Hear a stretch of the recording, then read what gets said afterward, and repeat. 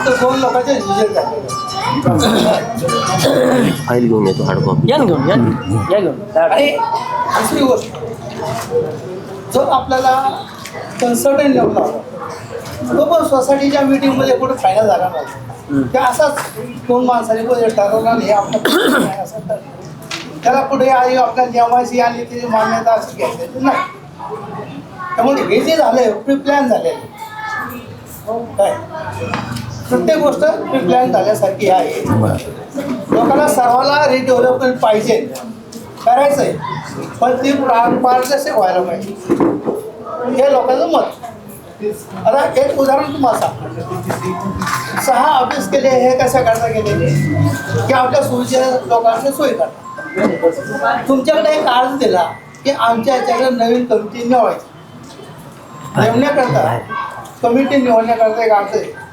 तुम्ही समजा ते 2-3 महिन्यांनी त्याच्यावर अर्ज पैसे घेतले, पण तुम्ही माणूस नेमताना हडपसरचा निवडा. पिंपरी चिंचवडच्या हद्दीमध्ये माणूस पैसा का निवडला नाही? ऐकून का, तुमच्या पॅनलवर इथली लोक पण आहेत. म्हणजे इथून पुढेच आमच्या डोक्यामध्ये आलं की प्री प्लॅन काहीतरी चाल. मी बोललो काय झालं माझ्या त्यांचं होते झालं तुमचं.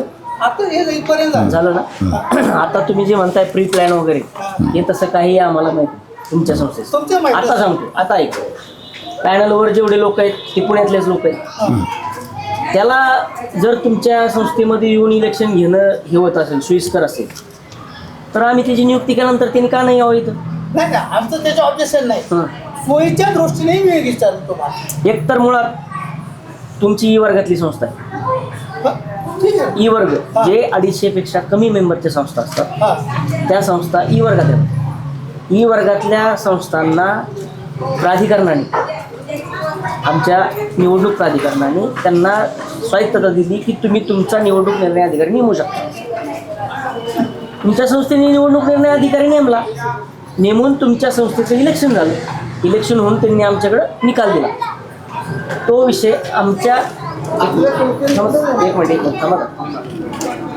तो विषय आमच्याकडे केव्हा आला?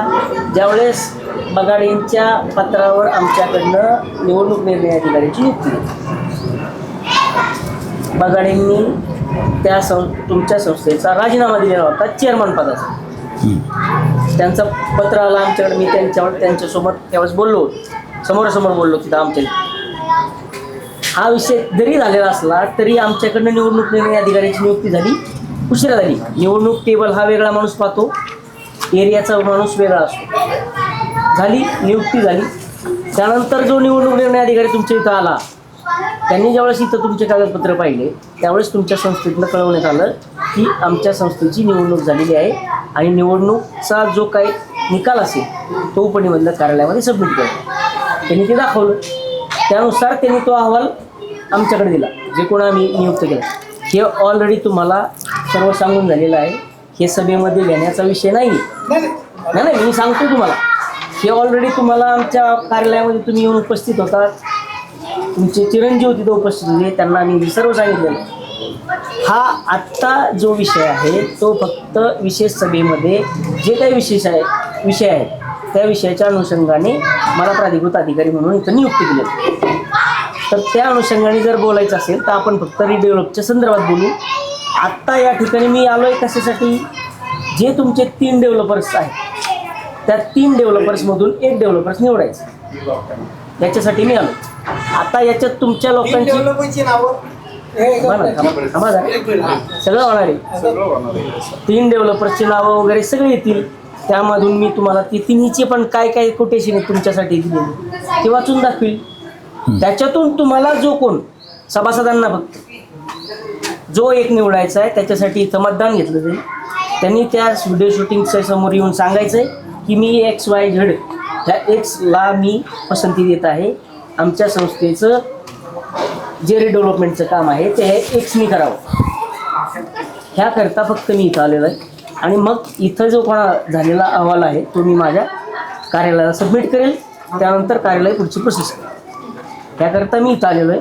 त्याकरता मी त्यांना सांगितलं आहे मला काय पाहिजे हे त्यांना मी सांगितलं. त्यांनी जर मला दिलं आणून त्याप्रमाणे मी पुढची प्रोसेस करेन. याच्या व्यतिरिक्त दुसरा कोणताही विषय मला इथं नको. बरं, हे अनुषंगाने एक प्रश्न विचारतो. 12 जुलै या दिवशी एक ऑर्डर या संदर्भात, तर त्याच्यामध्ये जे काय आहे मिटिंगचा अजेंडा होता, त्याच्या 4 नंबरला अजेंडा होता की मागच्या मीटिंगमध्ये जो बिल्डर फायनल केलेला आहे त्याला मान्यता गेली, तुमच्या समोर मान्यता गेली. हा विषयावर जो ऑब्जेक्शन आल्यानंतर तुमच्या लक्षात हे आले की असं झालं, त्यामुळे समजा त्यावेळेस मुळात आम्ही सांगताना काय सांगतो, तुम्ही असू देत नाही तर संस्था असू देत, आम्ही सांगताना काय सांगतो, आमचा प्रतिनिधी ज्यावेळेस येईल त्यावेळेस जो विकसक किंवा बिल्डर निवडला जाईल तो फायनल होईल. तोपर्यंत फायनल होईल का? नाही होणार नाही. हे बरोबर जर असं मला विचारायचं.